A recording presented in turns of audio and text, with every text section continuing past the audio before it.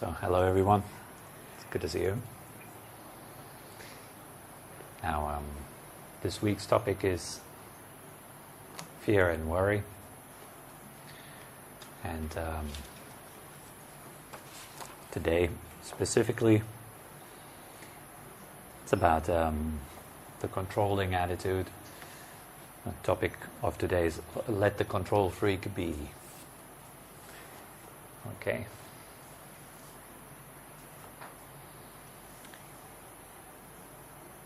So maybe when asking when or where does fear come from, what's the root cause of fear, or what is at the base of fear is always control. The wish to be in control, in charge.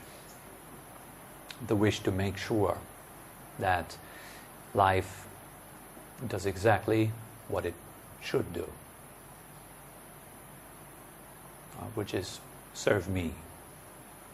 Also, there's this little self that has a certain imagination of how life is supposed to go. And there's, of course, always the threat that it might not go like that. Because one of the fundamental qualities of life is that it's uncertain.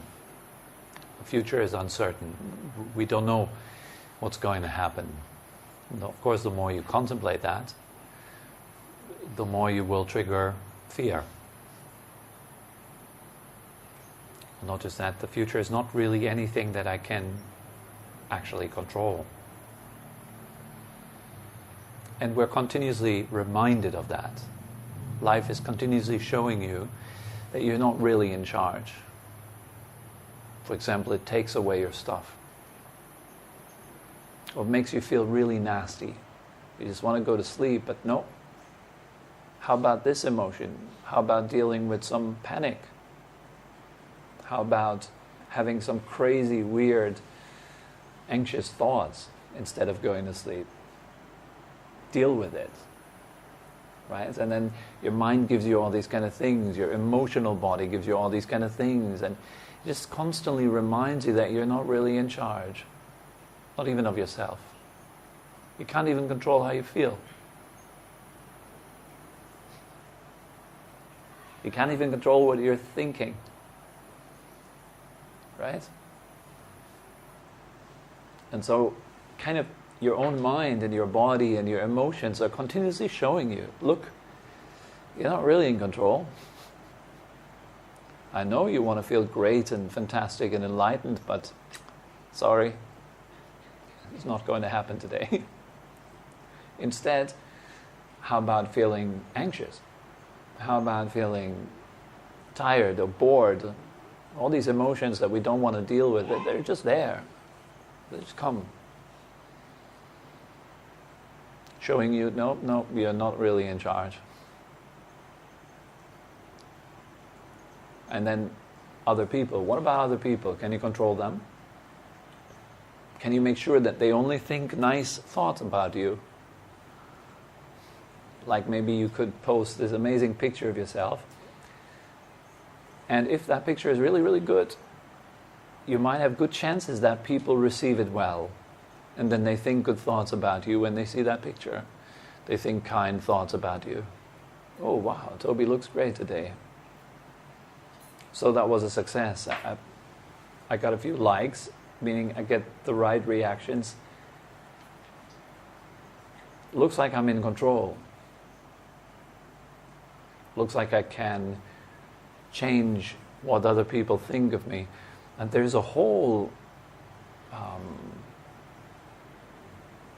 discipline about that, you can say, like trying to make other people like you, trying to make other people understand you,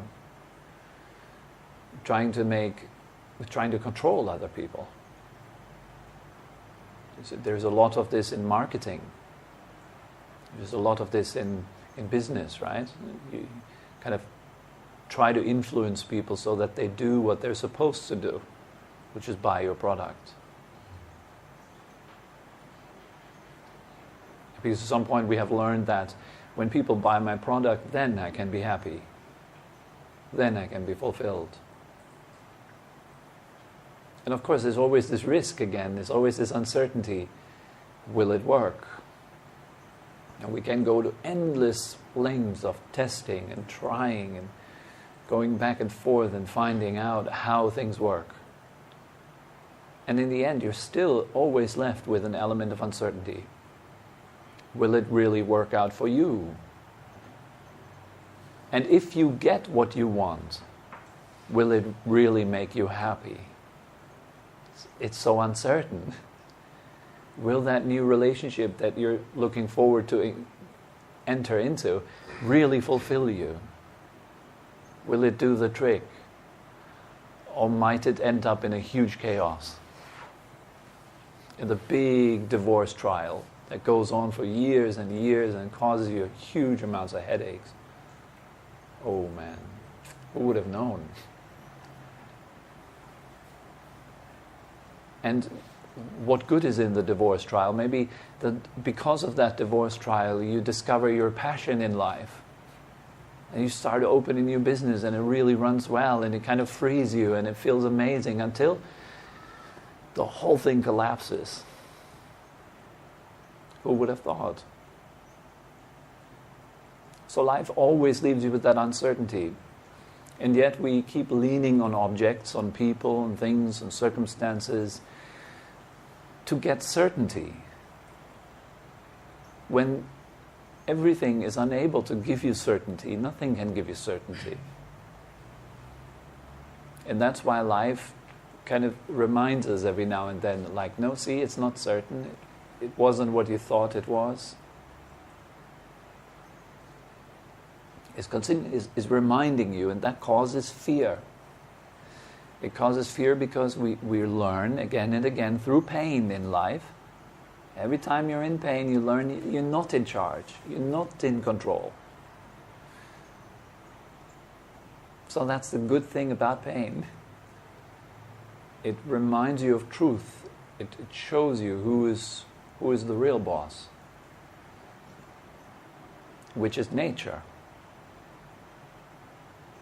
And no, you're not in control of nature.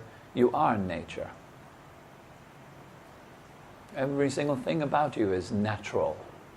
Every emotion, every thought, every feeling that you have, everything you experience, everything that arises and passes in your consciousness is just nature. The problem starts when we think that we need to control our experience and bend it so that it is the way it should be. And that creates all the many thousands of problems that exist on this world nowadays. It comes from people that want to make life happy and peaceful all the time.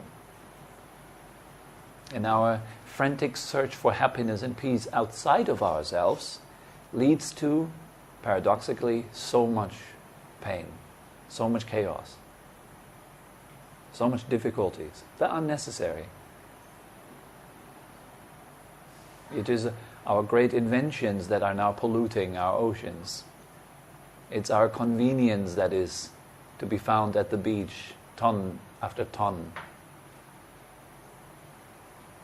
It's all the great things that we have invented that are supposed to make life easier, better, more convenient, simpler, happier.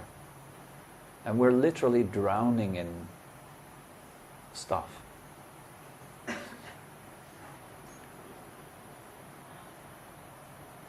All that points to the fact that we are not really in control. And yet there is this control freak. Another word for control freak is ego. It's the very essence of ego, to be in charge. It's the citadel of the self is control. The illusion of it, at least. The illusion that here I am, I'm in charge of everything that goes on right now. But is that really true? Are you really in charge? Then, okay, let's go there and check. What are you really in charge of? How about physical processes? Like the splitting of your cells. Are you in charge of that? Are you doing it? Are you making your cells older? Are you growing your hair? Are you the one beating your heart? Are you firing your nervous system so that your lungs expand and collapse again? Are you doing the hearing of sounds? Are you doing the seeing? Do you run the eyes? It very much can feel like it, but upon further contemplation, and what does your body consist of? It's atoms, right? It's just a lot of atoms. And every day you lose about an arm's worth of atoms. The weight of atoms that you exchange through breathing and eating and so forth equals your arm. It's like you're losing an entire arm every day and you get a new one. That's the equivalent. That's a lot of atoms. Because you're constantly exchanging day and night, day and night, day and night. These atoms. Now, are you in charge of atoms? Are you the owner of atoms? Are you the one controlling your atoms? Wait a second. Can you give me back my helium atom?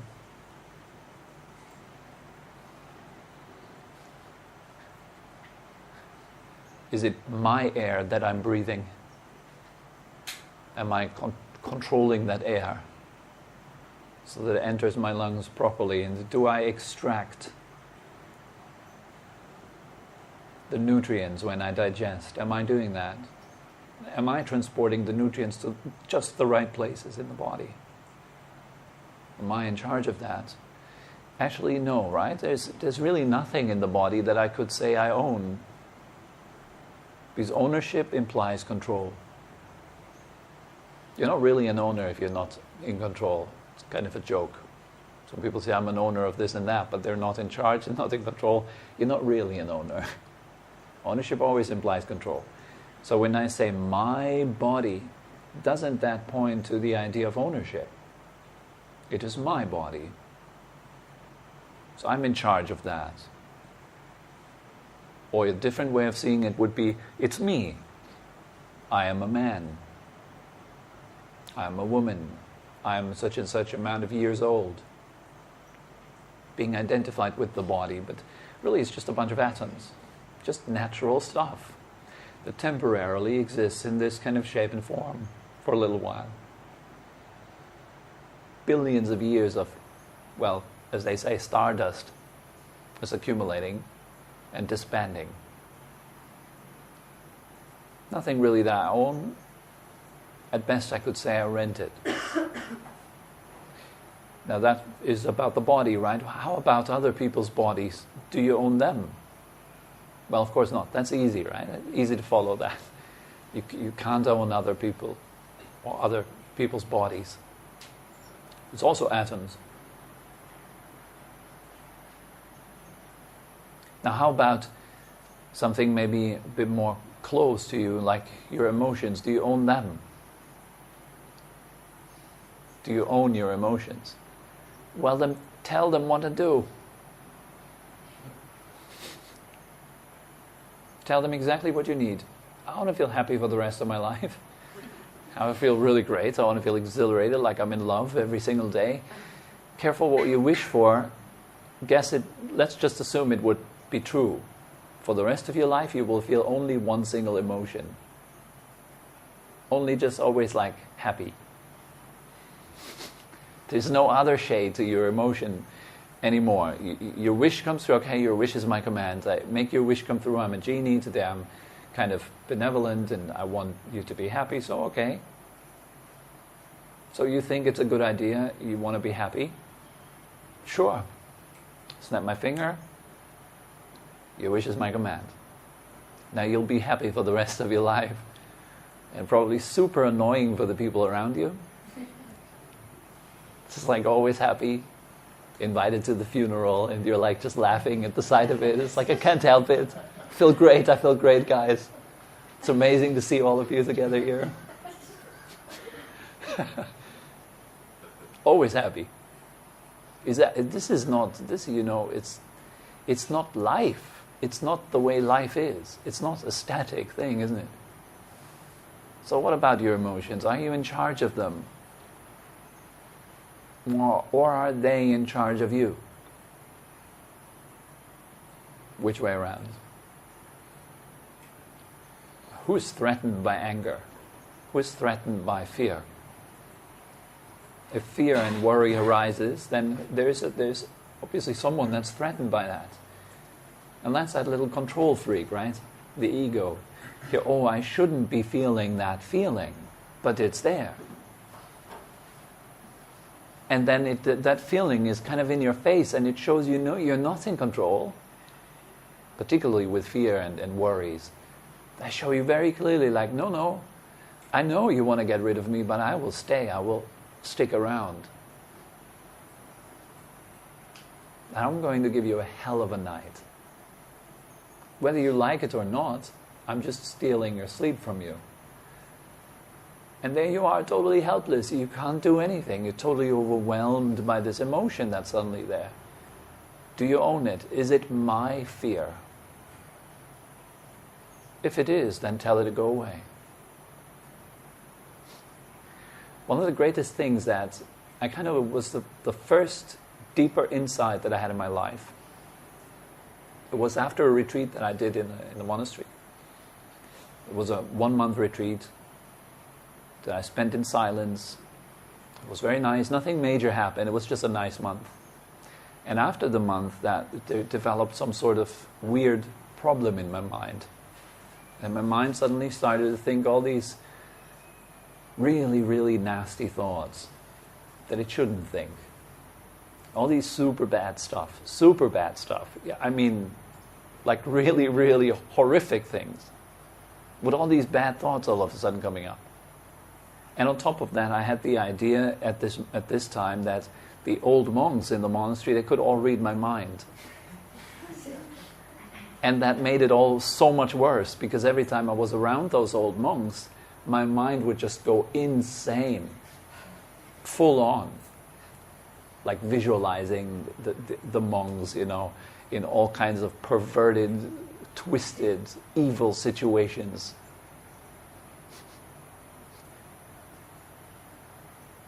And then at the same time, there was an aspect of myself that went, stop, oh my God, how can you think that? Stop it. And my mind was kind of like, oh, you think that's bad? How about that one? And it would just top it.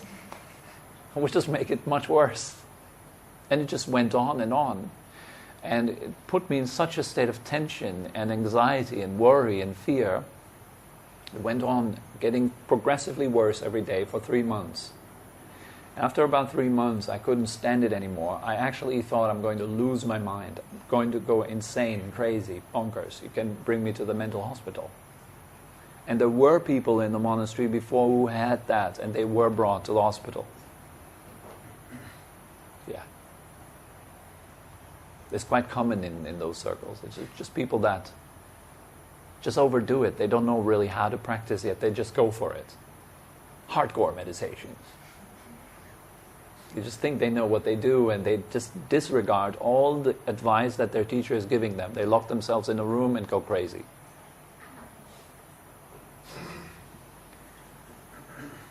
Now, why does that happen? Because we're constantly pushing, controlling, trying to be in charge. And here's the mind very gently at first showing you, no, you're not in control of your thoughts. And so after 3 months, I went to my master and I told him, I was super embarrassed. I was sitting in front of him, and as I was sitting with him in this room, my mind was just bombarding him with all these weird, sexual, bad thoughts, And I felt just so embarrassed. It was just horrible. And of course, in my master, I was absolutely 100% sure he reads my mind. And I'm sitting there, and he's just looking at me, and he says, and why are you here today? And I said, well, I have this strange problem. I'm thinking all these bad thoughts, and it's really bad. And he says, oh, okay. Do you want to think them? And I said, no, of course not. And then he said, oh, then there is no problem. Then it's not you. And that gave me a sudden flash of insight. Suddenly I understood something. I didn't really comprehend it at that moment yet. But something clicked. I was like, wow, yeah, of course. How can it be me if I don't want it to be there and it's still there? It can't be me. Right? So I went out of the office, and there's this old venerable monk just coming down the stairs going into the dining hall. And usually my mind would just go crazy. But this time I did something different. I looked at the monk and I looked at my mind, and I told my mind, go ahead, think something bad. And then I waited. And guess what happened? Well, nothing. It was dead silent. It was like my mind was stunned and shocked that I would just look at it like that.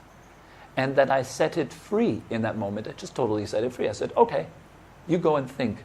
Think your bad things, no problem. And there was absolutely no resistance to my mind. Now, years later, I understand that this is an element of kindness. And that what made my mind go crazy was the element of control. Trying to be in charge of my mental experience. I must make sure that my mind is all holy and nice and only has good thoughts all the time. But minds are not like that. In fact, the more you want your mind to be all holy and nice and think only good and compassionate thoughts, the more likely it's going to give you all sorts of problems. Stop thinking right now. Don't think anything.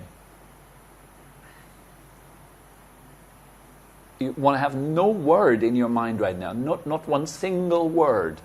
Nothing.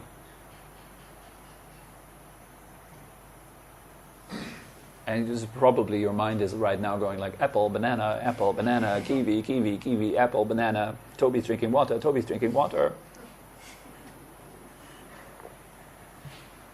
Just to kind of prove to you, no, you're not in charge, little control freak. And the opposite then so often happens when you tell your mind, well, go ahead and think. Think about anything you want now. You can pick amongst infinite topics of the universe. You can think about anything. Go.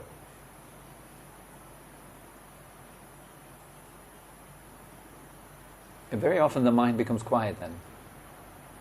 There's nothing to think about. Kind of stunned. Oh, I could think about so many things. What could I think about? And nothing comes up. Because now it's free. Right? When people tell you, free your mind, that's what that means. Liberate your mind.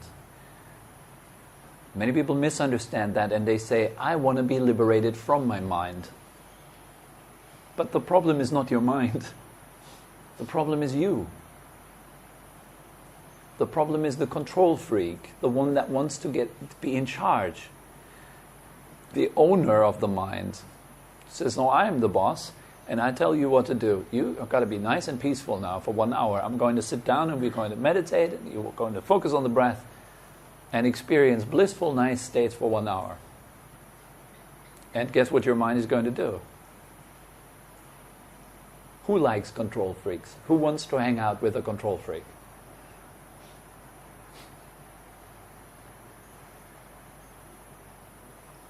That wants you to do what they want to do. Nobody likes that much.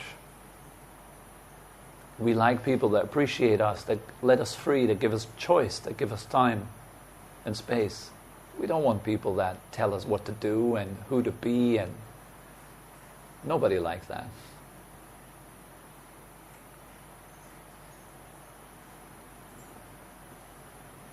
And so you do exactly that with your mind. You treat your mind the way you would like other people to treat you. Treat your mind like that. And you'll see in that moment, your mind becomes like super tame, calm, does anything you want.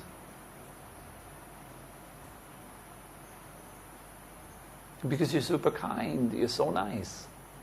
It's nice to be around you, so your mind doesn't have to be distracted. It doesn't have to run away. What is distraction other than trying to get away from a control freak? That's what distraction is. Oh, I can't focus on my breath because I'm so distracted. Many beginners in meditation say that. No, it's just you can't focus on your breath because you try to be in charge. You tell your mind what to do. That might work a little bit for a while, but it's pressure, it's tension. You can't hold it up forever. The best kind of meditations will only come then when you let go. So the whole taste of the entire path is letting go. And letting go here does not mean get rid of. That's how the control freak would interpret letting go. The control freak says, letting go. Now how am I supposed to let go of?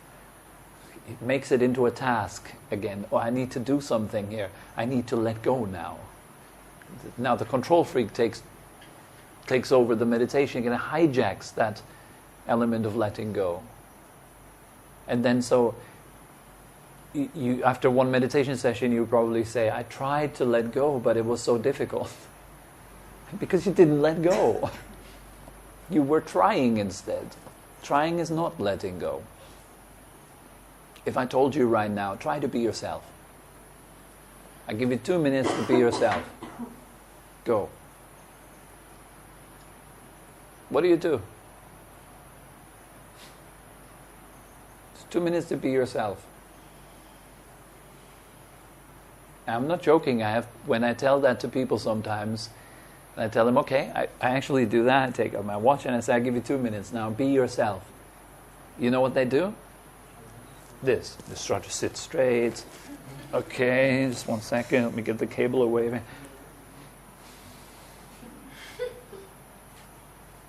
That's pretense. It's fake. It's dishonest. You're not being yourself. You're trying. See, you're not letting go. And then I tell them after those 2 minutes, now I give you 2 minutes to not be yourself. And they struggle with that. Not being myself. And then they realize, well, I can't not be myself. But some people, they still try. They still try to not be themselves. They do different movements then, like they kind of sit like in a crooked way or something like that. It just really points to this. If I'm myself, I'm peaceful and ideal. I'm sitting here in this ideal posture and with a smile on my face. All peaceful. That is me. And then if I tell them, don't be you now, then they assume this kind of crooked posture, like, yeah, if I'm imperfect, if I'm bad, that's not me. But the reality is your mind contains the entire spectrum of experience. That means super bad, super good, nice, light, darkness. So what we do in meditation is we're not trying to get rid of anything. It's not the point of meditation at all. The point is awareness. And the taste is freedom. Meaning you let your mind free. You let your emotions be. And that includes the control freak. Let the control freak be. It's a funny little construct in the mind that sometimes arises. Let it be. Let it dance. And that takes some practice. The practice to let go means here to come into a perspective where you see instead of act. As Ram Dass, he coined that the seeing is the doing.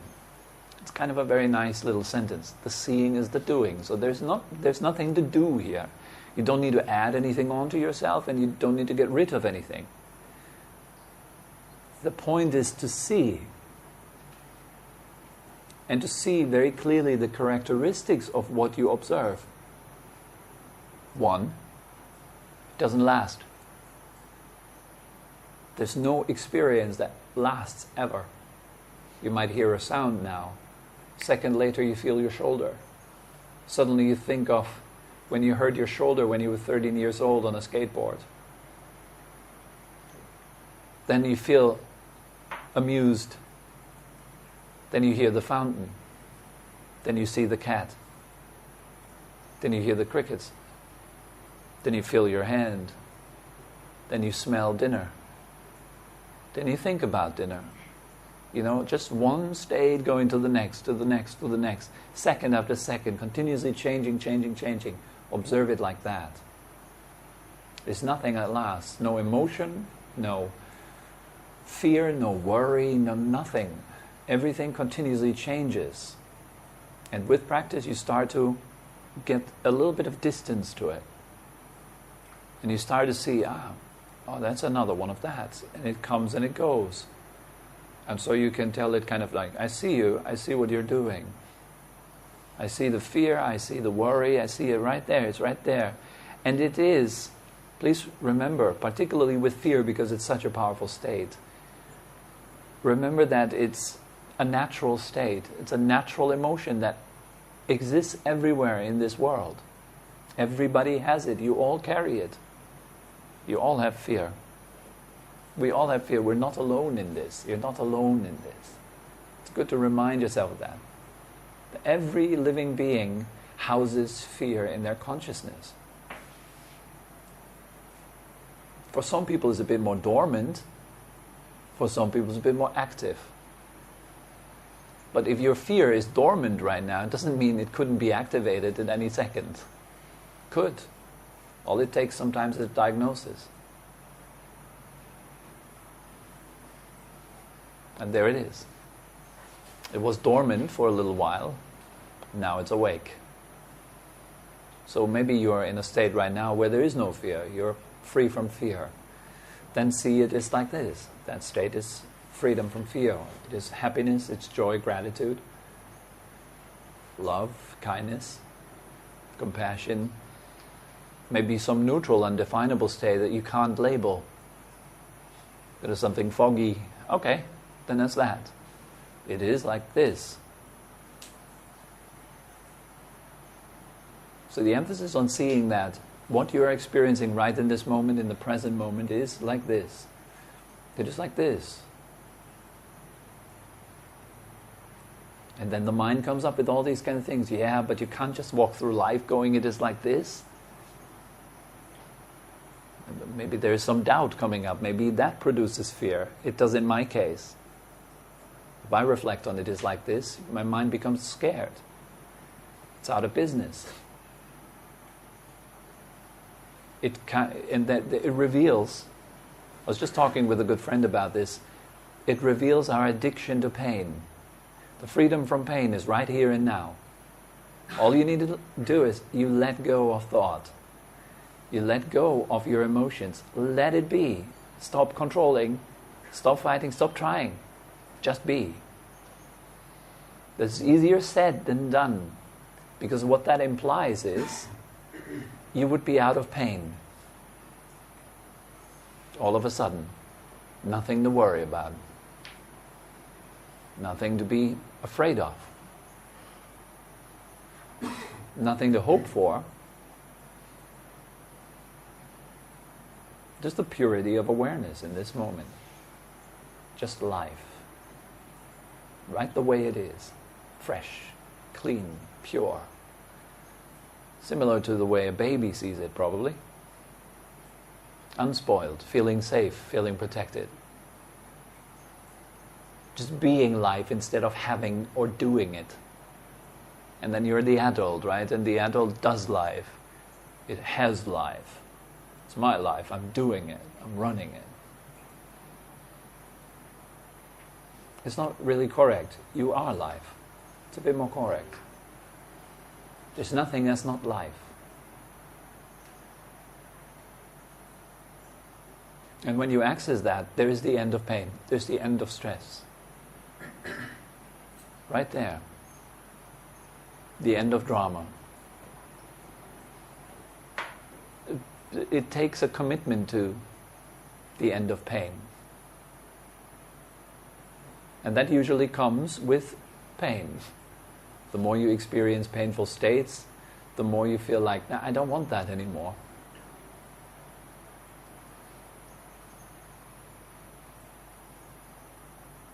You feel tired of it. That is called renunciation. I'm tired of my pain. I'm tired of this round and round and round. I want to rest. I want to be at home, fully.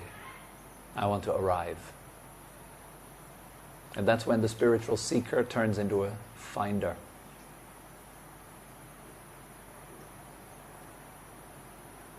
There is, what you're always looking for is right here and now.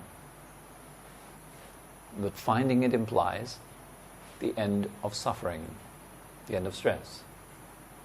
And that's what it keeps many people back. We are, literally you can say, we are scared of the immensity of ourselves. We're scared of the immensity of life. We're scared of the immensity of bliss.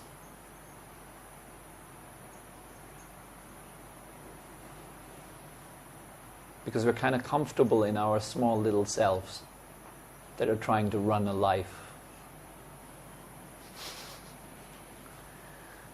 It's really this. And that's what's creating the major obstacle in the spiritual path, that little control freak. So what do you do with it? Nothing. Let it be. See, it's a natural element of the mind. It comes, it goes. When it comes, you say hi. When it goes, you say bye-bye. You're just at ease with it. You're literally at ease with yourself. And all the elements that come and pass through you, you're okay with them. Whether it's fear, love, joy, gratitude,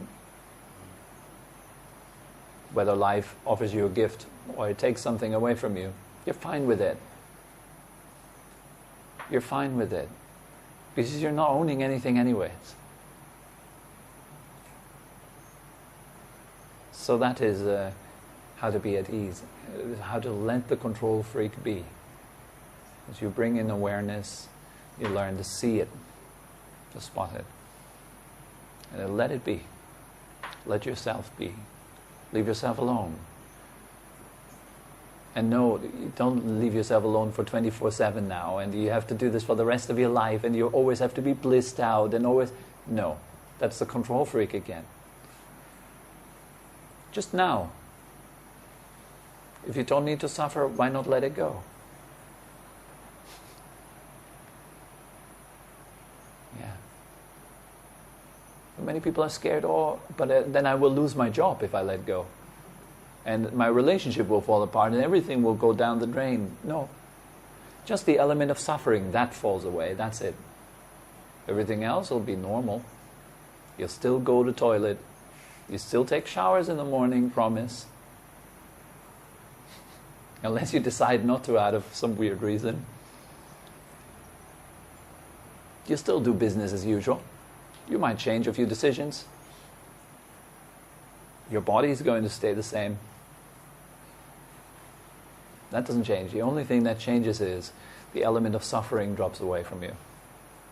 Here and now.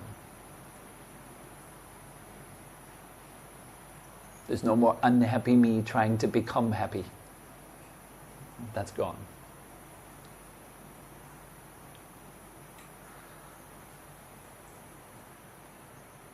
So that's all that comes to mind for tonight. Are there any questions, comments, or anything you'd like to share?